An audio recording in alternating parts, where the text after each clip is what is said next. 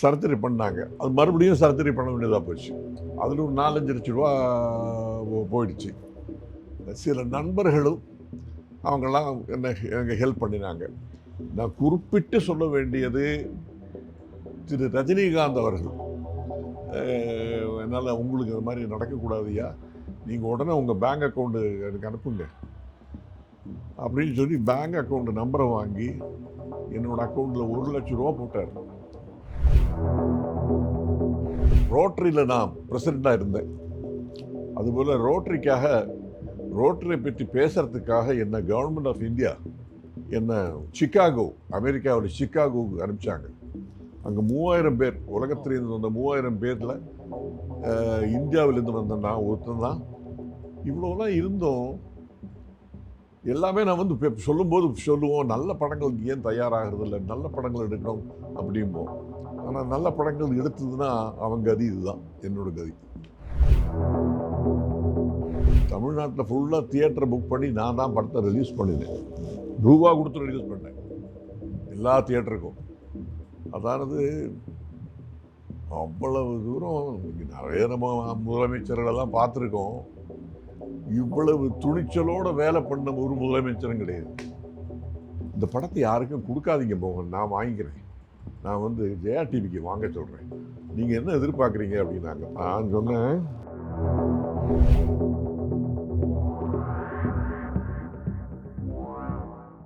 வணக்கம், இது வாவ் தமிழா. நடிகர் மோகன் சர்மா அவர்கள் ஒரு செய்தியை பார்த்தோம். அவரை பற்றினது, அவர் ஆதரவற்றவர் இல்லத்தில் இருப்பதாக ஒரு தகவல் இருந்தது. அதனால் அவரை சந்திக்க வந்திருக்கோம். நடிகர் மோகன் சர்மா அவர்கள் வந்து கிட்டத்தட்ட 20 படங்களை தயாரித்த தயாரிப்பாளர்.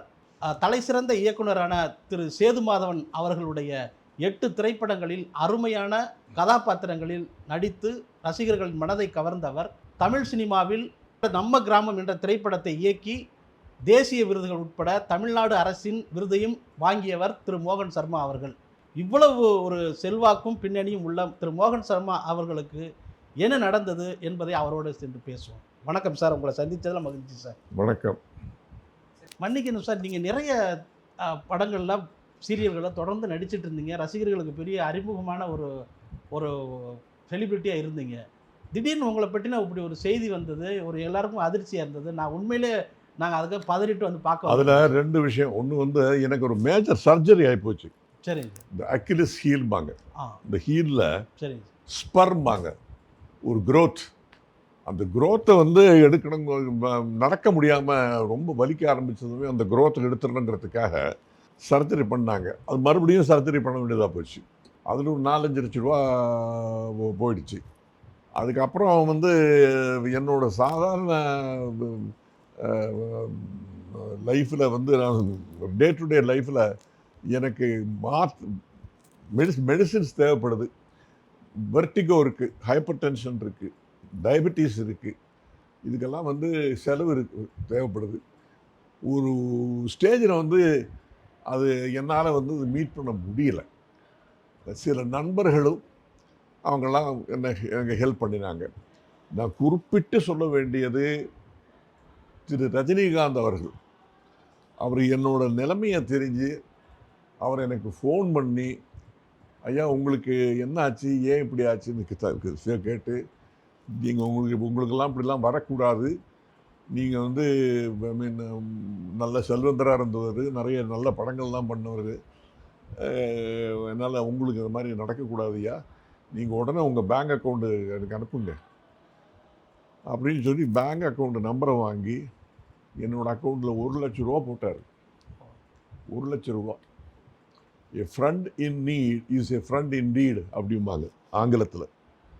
ஒரு நண்பன்ங்கிறவன் எப்போ நமக்கு தேவையோ அப்போ அவன் உதவணும். அவன் தான் அவன்.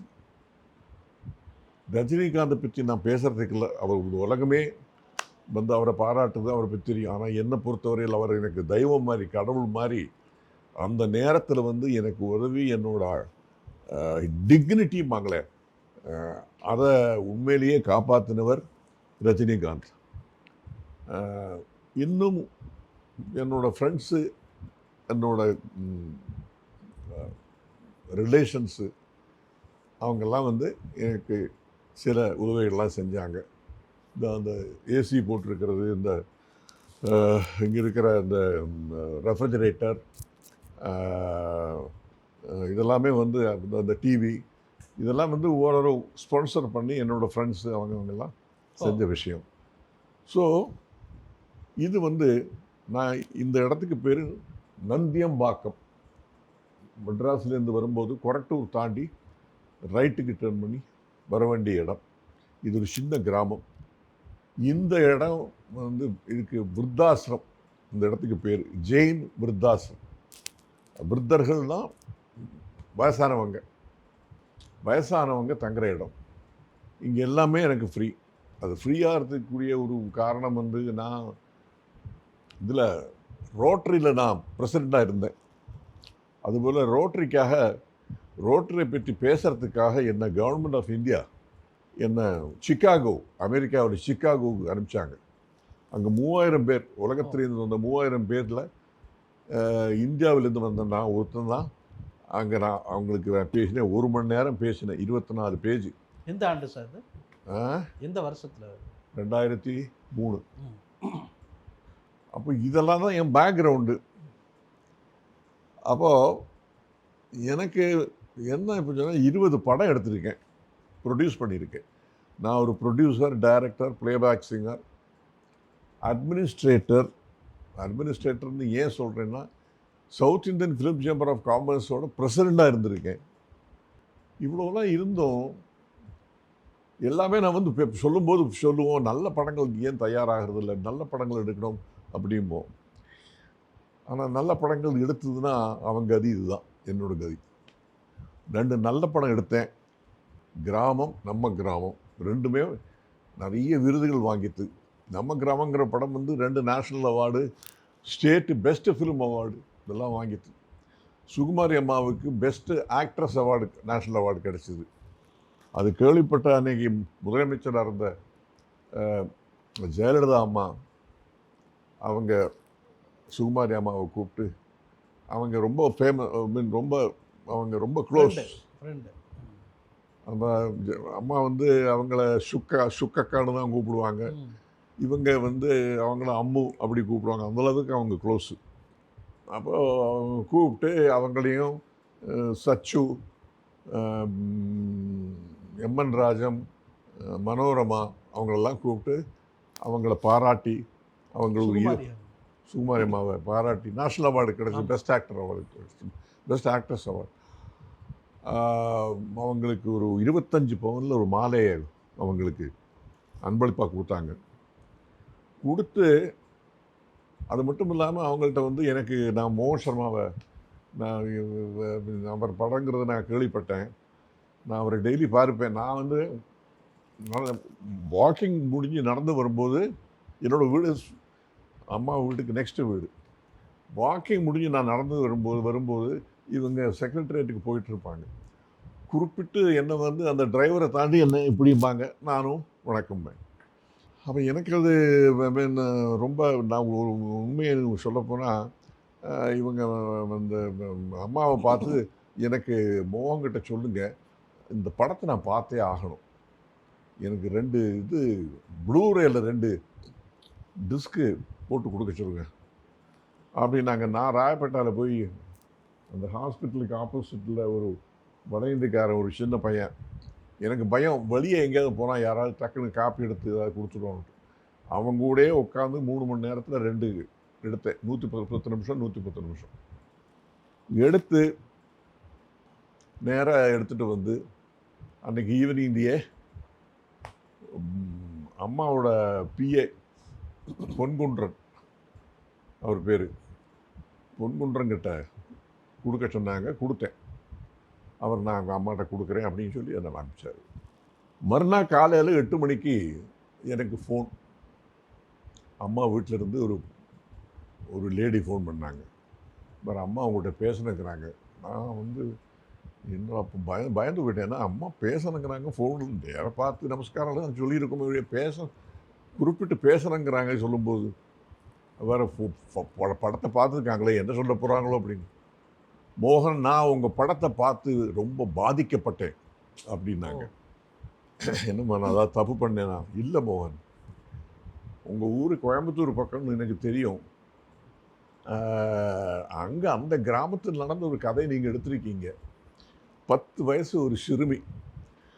அந்த சிறுமிக்கு கல்யாணமாகி கல்யாணம் பண்ண கணவன் தவறிடுறான். அந்த சிறுமிக்கு மொட்டை அடிக்க சொல்லி எல்லாருமே சொல்கிறாங்க. ஆனால் அந்த சிறுமியோட பாட்டி அதை நடத்த விட மாட்டேன், எனக்கு நடந்த அந்த நிலைமை என் பேத்திக்கு நடக்கக்கூடாது அப்படின்னு அவங்க ஃபைட் பண்ணுறாங்க. இதுதான் கதை. மோகன், அது அந்த பாயிண்ட் ரொம்ப பிரமாதமாக எடுத்திருக்கீங்க. கடைசியில் ஒரு ஸ்டேஜில் வந்து இவர் வந்து அதை என்னோட கேரக்டர், இவர் வந்து அந்த அந்த அந்த அந்த சிறுமிக்கு மாமா, இவரோட தங்க பொண்ணு தான் அந்த பொண்ணு. இவரோட அம்மா கேரக்டர் தான் சுகுமாரி அம்மா நான் சொன்னது. இவர் என்ன வந்து புள்ள இருக்கான், ஒரே புள்ள. அவனுக்கு கல்யாணம் அப்படி நடக்காமல் அப்படியே நின்று போகுது. அப்போலாம் வந்து ஜோல்சியம் தெரியுமில்ல உங்களுக்கு, அஸ்ட்ராலஜரை கூப்பிட்டு கேட்பாங்க. அவன் ஏதோ அதெல்லாம் வச்சு சொல்கிறான். இல்லை, இதுக்கு காரணமே வந்து உங்கள் வீட்டில் ஒரு பெரிய ஒரு தடை இருக்குது. அதாவது விதவையான ஒரு பொண்ணை உங்கள் சமுதாயத்தில் தலையை ஷேவ் பண்ணும், அதை பண்ணாமல் இருக்கீங்க, அதனால தான் அது நடக்கலை அப்படின்னு. அதை இவர் நம்பிடுவார். நம்பி சரி சொல்லி லேடிஸை கூப்பிட்டு, அம்மாவையும் கூப்பிட்டு, நீங்கள் வந்து அதை இம்மிடியட்டாக பண்ணுற வேலையை பாருங்கள், தலையை முடி எடுத்துரும் அப்படின்னு. வேறு வழி இல்லாமல் இது எப்படியாவது நிறுத்தணும்னு சொல்லி அந்த பாட்டி இருக்கா பாருங்க, அவங்க தீ குடிச்சிடுவாங்க நெருப்பில். ஆமாம், திருமணத்தை நிறுத்துறதுக்காக. அப்போத்தான் இது நிற்கும் அப்படின்னு அந்த பொண்ணுக்கு வந்து அது பண்ணுறதுக்கு முன்னாடி எல்லாம் அந்த பொண்ணை வந்து இப்படி அந்த பொண்ணோட அம்மா எல்லாமா அலங்காரம் பண்ணுவாங்க. அதாவது ஒரு மணப்பெண் மாதிரி அலங்காரம் பண்ணினதுக்கு அப்புறம் ஓரோனா எடுத்து அப்புறம் தான் முடி எடுப்பாங்க. இது நடக்கவே எல்லாம் வெளியே வந்து பெரிய இதாகிடும், ப்ராப்ளம் ஆகிடும். அம்மா வந்து எரிஞ்சிடுவாங்க. புள்ள கல்யாணம் ஆகாத புள்ள வந்து அவன் அன்னைக்கு வர இந்தியாவுக்கு இண்டிபெண்டன்ஸ் கிடைச்ச நாள். அதனால் ஸ்கூலில் ஒரு ஃபங்க்ஷன் இருக்குது, அதனால் அவன் போயிருப்பான், அங்கே போயிடுவான். அதனால் அந்த நேரம் பார்த்து இதை பண்ணிடணும், அவன் இருந்தானா அது நடக்காதுன்னு சொல்லித்தான் அந்த நாளை அவங்க வச்சுருக்காங்க. அவனுக்கு வந்து இந்த நியூஸு வந்து தெரிய வரவே அவன் ஓடி வருவான் வீட்டுக்கு வந்து பார்த்தா அம்மா பாட்டி இப்படி அப்படியே எரிஞ்சு அப்படியே சாம்பல் ஆயிட்டாங்க. அப்படியே பார்ப்பான். அந்த வீட்டில் எல்லா வீட்லேயும் ஒரு துளசி வச்சுருப்பாங்க, துளசி. அந்த துளசிக்கு ஒரு தாலி வச்சு கட்டியிருப்பாங்க. அவன் இப்படி பார்ப்பான், அந்த துளசி தாலி எடுப்பான், எடுத்து உள்ளே வருவான். இந்த பொண்ணு வந்து அழுதுட்டு உட்காந்துட்டு இருக்கும், அலங்காரம் எல்லாம் பண்ணி அழுது உட்காந்துருக்கு. அந்த பொண்ணோட கையை பிடிச்சி நேராக கூப்பிட்டு வருவான். அப்போ அந்த பொண்ணு வந்து இவனோட முறப்பன் இல்லைங்களா, அத்தைக்கு பொண்ணு, அத்தங்காம்பாங்க எங்கள் ஊரில். முறப்பனை கூட்டிகிட்டு வருவான். கூட்டிகிட்டு வந்து அப்பாவுக்கு முன்னாடி நிறுத்தி, நான் தாலி கட்டுறேன், இவதான் என் பொண்டாட்டி. அவருக்கு அப்படியே கோபம் வரும், ஒன்றும் பண்ண முடியாது. டொப்புன்னு 2 பேரும் காலில் விழுவாங்க, நமஸ்காரம் பண்ணுவாங்க. நேராக அம்மா அப்பா அங்கே அந்த பக்கம் இருப்பாங்க, அவங்கள்ட்டையும் வாங்கி பண்ணி அங்கேருந்து நான் அங்கே இருந்து இந்த ஊரில் நீங்கள் கிராமத்தில் இருக்க விட மாட்டீங்க, இது மாதிரி ஒரு விஷயம் நடந்ததுனால நாங்கள் எங்கேயோ போய் நான் பொழைச்சிக்கிறேன்னு என்னோட பொண்டாட்டியை வந்து எப்படி காப்பாற்றுறோம்னு எனக்கு தெரியும் அப்படின்னு அவளையும் கூட்டிகிட்டு ஊர்லேருந்து கிளம்பிடுவோம். இதுதான் கதை. அப்போ அந்த அம்சமெல்லாம் வந்து அம்மாவுக்கு ரொம்ப பிடிச்சது. அப்போ எங்கிட்ட சொன்ன அந்த கதையை அவங்களே சொன்னாங்க, இப்படி எடுத்துருக்கீங்க நீங்கள், அது வந்து நீங்கள் வந்து ரொம்ப ட்ராஜடியாகவே எடுத்துருக்கலாம், அது இல்லாமல் கடைசியில் ஒரு ஹோப்பு கொடுத்துருக்கீங்க, அவன் வந்து கல்யாணம் பண்ணி கூட்டிகிட்டு போகிற மாதிரி. எனக்கு அதெல்லாம் அந்த அம்சம்லாம் ரொம்ப பிடிச்சது அப்படின்னு சொல்லி, இந்த படத்தை யாருக்கும் கொடுக்காதீங்க மோகன், நான் வாங்கிக்கிறேன், நான் வந்து ஜெயா டிவிக்கு வாங்க சொல்கிறேன், நீங்கள் என்ன எதிர்பார்க்குறீங்க அப்படின்னாங்க. நான் சொன்னேன், அம்மா 50 லட்சம் ரூபா வந்து இருக்கிற சிட்டி பேங்க் யூனியன் ஷேரை விற்று தான் நான் படத்தையே ஆரம்பித்தேன். ஆரம்பித்து 1.25 கோடி ரூபாய் எனக்கு பேங்க்லேருந்து வாங்க வேண்டியதாக போச்சு. ஏன்னா படத்தை நான் எடுத்து முடிக்கிறத வந்து யாராவது ரிலீஸ் பண்ண இல்லைங்களா, யாருமே பக்கத்தில் வரல. படத்தை யார் ரிலீஸ் பண்ணுறதுக்கு. கடைசியாக தமிழ்நாட்டில் ஃபுல்லாக தியேட்டரை புக் பண்ணி நான் தான் படத்தை ரிலீஸ் பண்ணினேன். ரூபா கொடுத்து ரிலீஸ் பண்ணேன் எல்லா தியேட்டருக்கும். அதில் நிறைய எனக்கு இதாகிடுச்சுமா, பெரிய ரெவென்யூவே கிடையாது. 1.25 கோடி ரூபாய் எனக்கு இப்போது கடன் பேங்கில். அது நீங்கள் கொடுத்தாலே போதும் என்னோடய கடன் முடியும். அதனால் நான் நீங்கள் கேட்குறது கரெக்டு, நான் 1.25 கோடி ரூபா கொடுக்க சொல்கிறேன் அப்படின்னு சொல்லி. ஆனால் நீங்கள் டச்சில் டச்சில் இருங்க, நான் அதை சொல்கிறேன் அப்படின்னு. அப்போ நான் வந்து ஒரு 2 நாள் 3 நாள் அப்படி அவரை வந்து ஃபோன் பண்ணுவேன், போயிட்டு இருந்தது. திடீர்னு ஒரு நாள் அம்மாவுக்கு உடம்பு சுகம் இல்லை அப்படின்னு, பக்கத்து வீடு தானே, அப்போ அவங்க அங்கே நம்ம வேலைக்காரி வீட்டில் இருக்கிற வேலைக்காரி பொம்பளை வந்து அவங்கெல்லாம் ஃப்ரெண்ட்ஸு, அந்த வீட்டில் வேலைக்காரி அது அம்மாவுக்கு உடம்பு சுகம் இல்லை, ஹாஸ்பிட்டலுக்கு கூட்டிகிட்டு போகிறாங்க, அப்போலோ ஹாஸ்பிட்டலுக்கு. அப்போ நான் என்ன பண்ணேன், சரி சொல்லி நேராக சொல்லி அவங்க வீட்டுக்கு போயிட்டேன். வீட்டுக்கு போய் மாதிரி அங்கே ஒரு பொண்ணு இருந்தது. அந்த பொண்ணுகிட்ட சொல்லி, அம்மா எனக்கு 2 நிமிஷம் அம்மாவை பார்க்கணும். அம்மாவை பார்த்து, அம்மா நமஸ்காரம்மா. ஒன்றும் இல்லைம்மா, உங்களுக்கு யார் இதெல்லாம் சொன்னது? ஒன்றுமே இல்லை, நான் போய் தான் ஹாஸ்பிட்டலுக்கு போய் போவேன், அப்படியே திரும்பி வந்துடுவேன், எல்லாம் சரியாயிடும். அதாவது அவங்க மருத்துவமனைக்கு கிளம்புற அந்த நேரத்தில் போய் சந்திச்சிருக்கீங்க. அடாடாடா. நான் தான் கடைசியில் பார்த்தது அவங்கள. ஓ, ஒன்றும் இல்லைம்மா, எல்லாம் சும்மா தேவையில்லாததுக்கு அந்த பொருள் எல்லாம் கிளப்பிக்கிட்டு சொல்லி எல்லாரையும் அந்த சர்வன்ஸ் எல்லாம் போட்டு கத்தி எல்லாம் பண்ணாங்க. அந்த அம்மா அப்போலோ ஹாஸ்பிட்டலுக்கு போய் திரும்பி வரல. எப்படி என்ன சொல்கிறேன்னு எனக்கு புரியவே இல்லை. அதானது அவ்வளவு தூரம் இங்கே நிறைய நம்ம முதலமைச்சர்களெல்லாம் பார்த்துருக்கோம். இவ்வளவு துணிச்சலோடு வேலை பண்ண ஒரு முதலமைச்சரும் கிடையாது. நான் ஏன் சொல்கிறேன்னா, அதாவது இந்துக்கள் எல்லாருமே வந்து கடவுளாக நம்புகிற ஜெயேந்திர சரஸ்வதிங்கிறவரை வந்து அரெஸ்ட் பண்ணாங்களே, அது எவ்வளோ பெரிய விஷயம். அனுராதா ரமணன் அவங்க இல்லாமல் வேறு ஏதோ 2-3 பேர் கூட இல்லை, அவன் வந்து அவன் சாமியெல்லாம் கிடையாது, அவன் வந்து அவனோட நடத்தை வந்து சரியில்லை அப்படின்னு சொல்லவே அரெஸ்ட் பண்ணி உள்ளே வச்சாங்கல்ல. அது யாராவது செஞ்சுருப்பாங்களா? அது பெரிய விஷயம். அதனால் நான் அவங்கள ரொம்ப ஆதரிக்கிறேன், அவங்கள ரொம்ப பாராட்டுறேன். ஆனால் ஹாஸ்பிட்டலுக்கு போகிறவங்க திரும்பி வரல. அதில் எனக்கு ரொம்ப ரொம்ப வருத்தம்னா எனக்கு ஒரு பர்சனல் லாஸ் மாதிரி. சார், அதுக்கப்புறம் நீங்கள் வந்து தொலைக்காட்சியில் தொடர்புள்ள அவங்க ஜெயா டிவிலையோ அந்த தொலைக்காட்சியில் நீங்கள் தொடர்பு கொண்டு இந்த மாதிரி இந்த படத்தை அதே ஜெயா டிவியில் வந்து அவங்க வாங்கிக்க போகிறாங்க, சேட்டலைட் ரைட்டை வாங்குறாங்கன்னு சொல்லி எல்லாருக்குமே பரவலாக தெரிய வரவே யாரும் அதை வந்து பார்க்கறது அவங்க வாங்க முயற்சி பண்ணல, யாரும் பண்ணலை. அதுக்கப்புறம் ஜெயா டிவியில் நான் ட்ரை பண்ணிட்டு தான் இருந்தேன், யாரும் வரல. இன்றைக்கும் அந்த படத்தை நாங்கள் விற்கலை. இப்போ எங்கிட்ட தான் அந்த ரைட்ஸ் எங்கிட்ட தான் இருக்கு. பெரிய அசெட் தானே சார் உங்களுக்கு? அசெட் இதில் கரெக்டு தான், விற்கணுமே. சேட்டலைட் ரைட்டு விற்றா தானே அது வந்து மானிட்டைஸ் பண்ண முடியும். இன்றைக்கும் நான் விற்கலை, முடியலை என்னால்.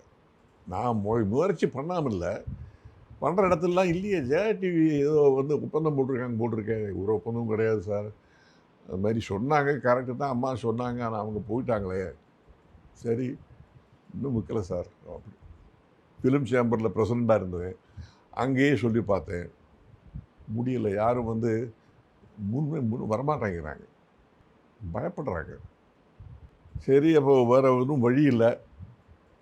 கடைசியில் நல்ல படம் எடுத்தேன், எல்லாம் உண்மை தான். ஆனால் நான் சொன்னேன்னே, காலில் ஒரு சர்ஜரி ஆகிப்போச்சு, அதுக்கப்புறம் இது ஆகிப்போச்சு. கையில் வந்து ஃபைனான்ஷியலி நான் வந்து ரொம்ப வீக் ஆகிட்டேன்.